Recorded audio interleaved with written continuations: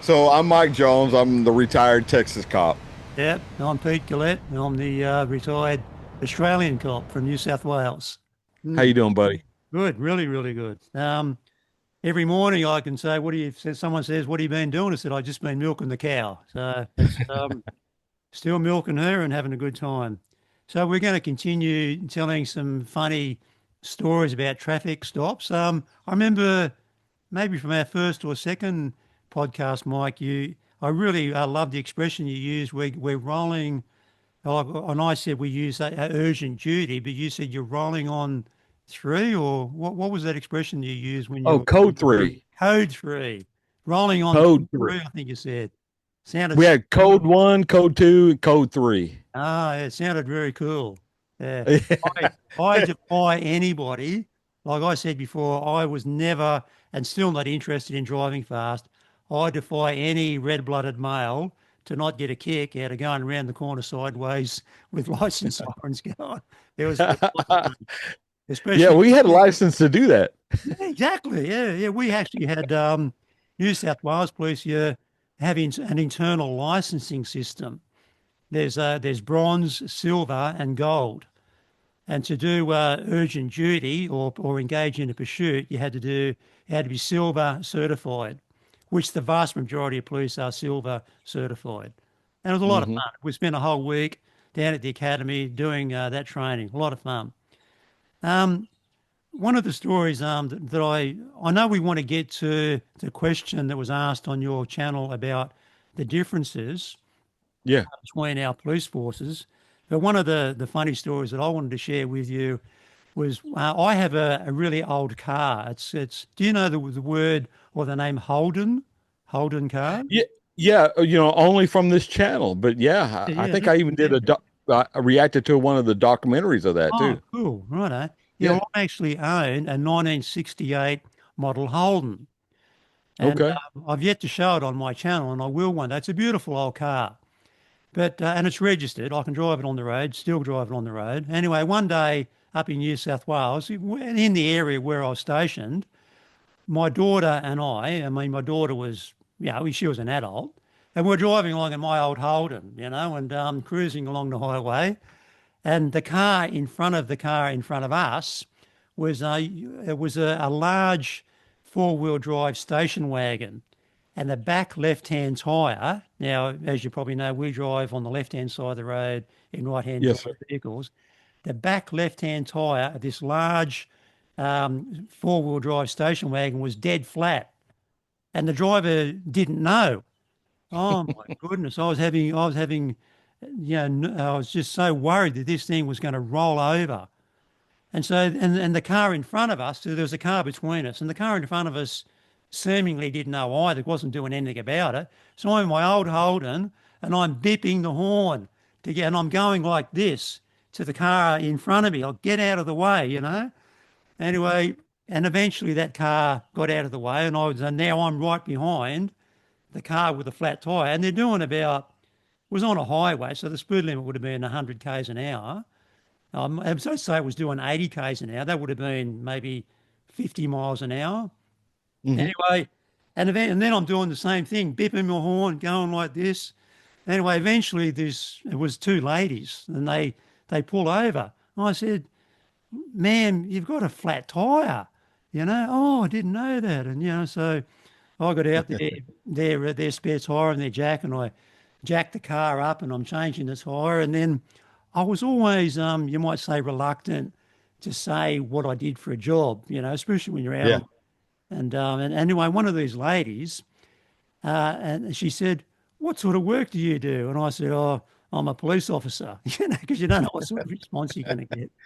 Anyway, so they were their job. I then, "Oh, what do you do?" And then they were, you probably don't know what this is, but a shearer's cook. And now in Australia, in the bush parts of Australia, there's shearers, people that shear sheep. Y- Yeah. And a very almost an iconic job is to be a shearer's cook, and that's what these two ladies were, shearers cooks. Because when you Really? if you're you got a big sheep farm, you employ contractors come to your farm and they shear your sheep.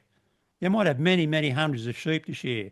And part of the whole kit is to have a shearer's cook, and that's what these two ladies were. Anyway, so I was able to I pull mean, over they actually cook the for the shearers. cook food. Oh, okay, okay. Yeah, there's a big team of shearers. You might have many, many hundreds of sheep to shear. Yeah, I can only They have a imagine. shearer's cook. Anyway, so that was Mm. the story of me pulling over a shearer's cook in my 1968 model Holden. As a, you know, so m- my wife worked at the court up until when I retired. She retired with me, but we live 2 miles from the station. From the courthouse. Mm, Yeah, I mean, I was just fortunate to live 2 miles from my job. Now mm, at the job, I would go. I might travel 200 miles a day. Just on my travel in my county. mm, But she would always be at the office, so we're just fortunate that way.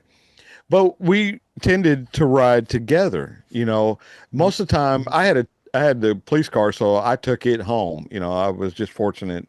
So, but there were some days we'd have to go down there that I wasn't in uniform or taking the car. Or on a weekend, we'd go to a store or something like that and we'd come home. And through the neighborhood, it's only 30 miles an hour. mm. Again, I don't know what the kilometers per hour that would be. Probably about Uh, 60. oh, really? That high? No, 60 So, kilometers an hour. okay.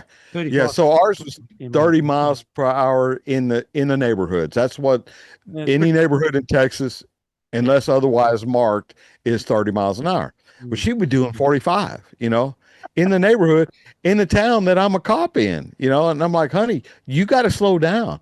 The speed limit is 30 miles an hour. And she goes, yeah, no one does 30 miles an hour. I'm like, honey, if they could pull you over, I'm in the car with you. I'm not only am I a cop, I'm an elected cop. So, it's a pretty big deal. mm, She goes, well, right now you're my husband. so, so I'm like, I'm not riding with you anymore through town if you can't do the speed limit because I don't want to. It'll look bad. But yeah, that woman she could care less what title I carried. She was going to do and still does whatever the hell she wants to do, and I just need to sit over and shut up or drive myself. So that's a pretty funny story. uh, so what was the issue or the question in your comments about the pit maneuvers and whatnot? Okay, so yeah, so at the captain, that's who left the comment. That's the name of the person who left the comment. Mm, He said, maybe next time you guys could talk about some of the differences rather than the similarities. mm, Like, I still don't understand why U.S. cops are so committed to SFSTs instead of breathalyzers that have 40 years of objective data backing them up now. mm, Or the pit maneuver, despite how dangerous it is for officers performing it, let alone the general public in the oncoming lanes of traffic. mhm, And it's read more too. And I apologize, I didn't read more after that. So I thought this would be a good opportunity for us to, for at least for me to answer from the U.S. side mm, and explain to people what SFSTs are and what the pit maneuver is. mm, So SFSTs in the United States stands for Standardized Field Sobriety Test. mhm, And what that is, it consists of three events, I guess you could call them. It's you have the guy stand there on 1 foot and have him count out loud, to 1001, 1002, to what he thinks is 30, or until you tell him, to put his foot down. You have the 9-step walk and turn where they have to walk, heel to toe, 9 steps, turn mm, around, walk 9 steps back. mm, And then the third one is a a a deal we call the horizontal gaze nystagmus, or HGN. It's where we look at their eyes and the deflection of their eyes at the onset of 45 degrees. They have to hold their head, still, and mm, you move your fingers back and forth, mm, and they can only follow it with their eyes. When Mm-hmm. their eyes get to about a 45-degree angle from the center, Mm-hmm. if they start bouncing, Mm-hmm. then there's alcohol and they're impaired. Oh, And that's you can, right. yeah, Mm. oh yeah, it's very, very apparent too. And they can't mask that. Mm. Uh, but there's three of them there. There is some people have natural gaze nystagmus, horizontal gaze nystagmus. So that's why those other two are involved in the standardized field sobriety test. So to answer his question, why do we still use that instead of the breathalyzer? The answer is we use that in conjunction with the breathalyzer. Mm. In other words, I can't take somebody just from I mean, I could, but we don't want to take somebody from the highway that we think is intoxicated without doing a test to kind of give us clues maybe the person was looking at their phone, they smell like alcohol because they've had one drink, right? And they're looking at the phone, and that caused them Mm. hit the fog line or to hit the center line. And as we're following, we think that's a sure sign of someone that is intoxicated or an impaired driver. Uh, which it might not be. It might just be one drink and he was looking at his phone. So we go through those three other steps, standardized field sobriety or SFST. If we have enough clues on those, that will shore up our probable cause.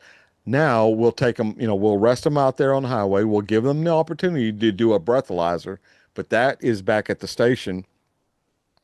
If they consent to that, then we'll go through those steps and have them blow into the machine. If they don't consent, then uh, the state of Texas will suspend their license for a certain amount of time, and it'll go through the system after that. It's kind of separate from what we do on the street.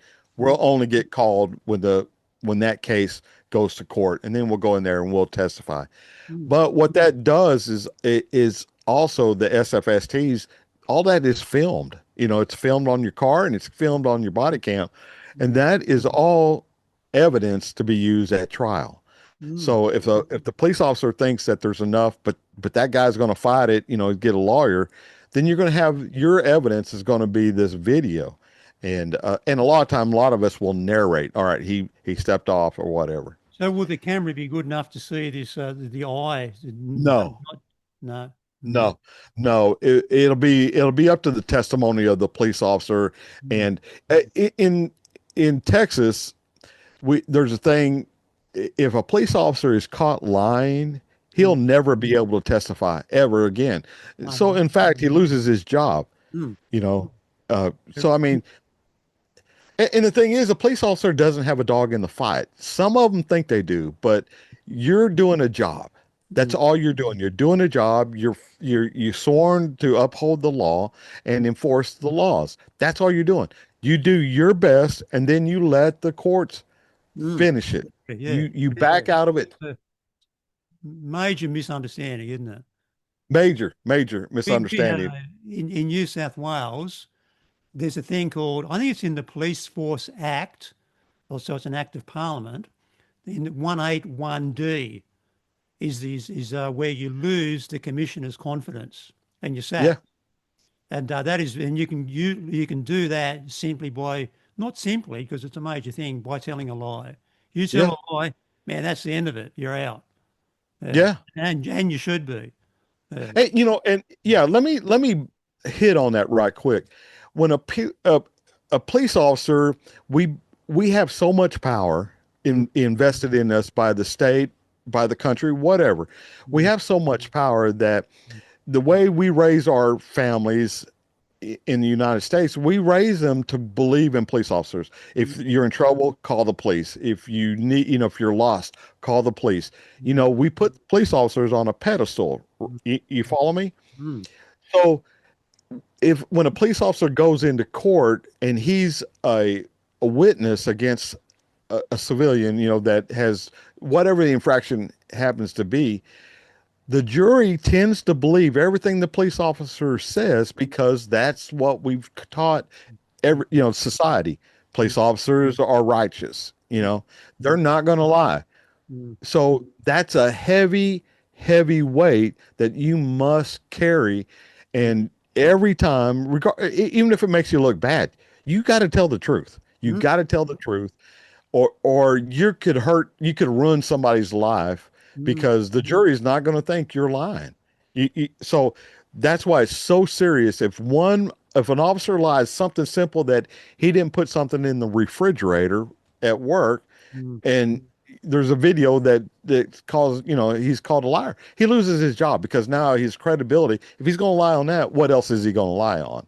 And so rightfully so, man, you got to In New South Wales, as you know, that gun ownership in this country is nowhere near what it is in yours. And so when I remember when part of our training, our initial training at the academy, was that we are given a pistol to have on our belt, from all the time, and so we had more and training how to use it, how to shoot people. We were told we have more power than anybody else in the whole country. We have more power than our prime minister, who, interestingly enough, I don't know if you know it, but he's actually in your country at the moment. He just met President Trump, but no good. and also more power than the Governor General. And the Governor General, because we're a part of the monarchy, is the Queen's representative. We were told you got more power than the Prime Minister or the Governor General with regard to being able to hurt your own citizens. Yeah, it's an enormous power that police have, and Enormous. yeah, and absolutely they should tell the truth. Um, so what about the pit maneuver? Tell us about that. Yeah, so the pit maneuver. Now, I just want to put the disclaimer out there. I was never pit certified. I never went through that course, but I know enough about it that I feel like I could probably speak on it. Mm, But far as the mechanics to it, I'm like they are. I watch it on YouTube too. mm, But as police officers, we know that just like firing a weapon, if we have to fire at somebody, you have to look and see what else is going to be affected. You know, what's downrange of mm, this threat. mm, Same way with the pit maneuver. If you have oncoming traffic, as the captain is asking about, you don't do the pit maneuver. You have to have a certain break mm, between traffic. Also, physics wise, there's a way that if you guys drive on the left, so if you were to pit the person on the right back quarter, that person is going to go into that right lane. mm, Just as well if you nudge him on the left rear quarter, he's going to spin out and he's going to go to the left. It's just physics. mm, So you're not going to pit somebody into oncoming traffic. mm, You're just not going to do it. If it's dangerous, they're not going to pit. They're not going to pit a person. mm. There is a state, Arkansas, that does a lot of pits, and they're on the YouTube. I mean, everybody's posting pits, and they'll do it at 150 miles an hour. Ah, And yeah, it's just incredible. But no, yeah, I'm not certified at it, but it's called precision uh, inter, intervention technique. I think is I'm what glad it. you said that. That explains because when I saw that comment and it was spelt P-I-T-T, I thought it was named after somebody. I thought it was someone's surname. Okay, that explains it. Right, I Yeah, was going to ask where did the name come from? I thought it must be Mr. Pitt or Mrs. Joe Pitt. Pitt. Ah, Yeah, no, and uh, other places call it, there's another acronym too, and I can't, but it's all basically the same thing. It's precision, and these officers are trained and they're licensed to do it. The vehicles that they use, like my vehicle, the last one I had was a Ford Explorer, and the bumper that the police bumper that I had on the front of it, it wasn't made to pit. It was made to maybe push a car, but not to go laterally. And if you notice that these trooper cars that they're using to pit, they have a brace that comes in at a 45-degree angle, so that keeps that car from damaging the trooper's car. oh, We didn't have that. So there's little things. because there's another 4 hours paperwork if you damage. Exactly. Exactly. Oh, hey, so a friend of mine, on that same road that I caught that guy on that was his wife was pregnant, but Yeah. she wasn't really. It had a drop off on the side. I mean, a super big Oh, grade off of this oh, road. uh, And he had arrested somebody off a traffic stop, and he was headed back to town, and he had to pull over because I think he pulled over another car, which is something you don't do. If you already got a prisoner, yeah, that's you're yeah, done, right? You yeah, take him to the jail and you do all your paperwork. yeah. But this knucklehead pulled over somebody else on the way. He gets out of his car and he leaves it in neutral. He thought he put it in drive and he put left it in reverse or something like that. But he gets out of the car and he walks up to the other traffic violator, and this car, this police car with his handcuffed prisoner rolls off that embankment. Oh, no. Yeah, I don't know what the outcome was that, but it run the police car and a certain amount of that guy's credibility too. But One, yeah, one day, we were driving through a town, and right in front of us, a dog fell off the back of a ute. We call it a ute. You might call it a pickup. yeah, yeah. Dog was really quite badly injured, like a lot of blood. So I wasn't driving, and my partner stopped the truck, and we got out. I think I remember putting on my raincoat, yeah, so I didn't get blood all over my uniform. Anyway, we did whatever we had to do, and for whatever reason, I jumped back in, and I was in the driver's seat. I look, and we had automatic vehicles, and my partner had left it in drive. She pulled the handbrake on, but left it in drive. Oh my goodness! Like That's what that could have been this bad. partner of mine did. Oh, I don't know what gear it was in, but uh, yeah. yeah, But he didn't put a handbrake on. That yeah. thing rolled off that hill. And we were in this is in the middle of the day in a reasonable sized town. Could have easily we would have run into somebody. But Have you ever got stuck? Like if you're chasing somebody and then, oh, they cross over the center median and then you go out there and you get stuck? oh look, Mike, that brings back a really bad memory. We were going on an urgent duty. There was a whole bunch of coppers going on an urgent duty. And we were in a town that we weren't familiar with. And my partner was driving and she went past the turn off. We were supposed to turn right. So she went over to the left to do a U-turn. We went into this soft ground and it went down an embankment and the whole vehicle just slowly rolled over and just Oh, and was not we didn't roll over because we came into contact with a bank. And I just saw this bank because I'm in the passenger seat. I just saw this bank coming towards me. Anyway, we were hopelessly stuck.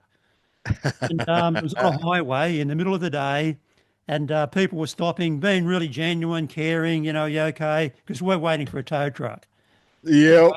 This It's this embarrassing. oh, it was very embarrassing. This bloke pulled up, and he was a very anti-police kind of a man, and he had his wife with him, and he was photographing what had happened. And I went over to him. I was being very stern. I said, "What are you doing, mate?" "Oh, I'm just photographing." He said, and I think he was thinking about putting it on YouTube. I said, "Mate, how do you know someone's not injured?" "Oh, I don't know."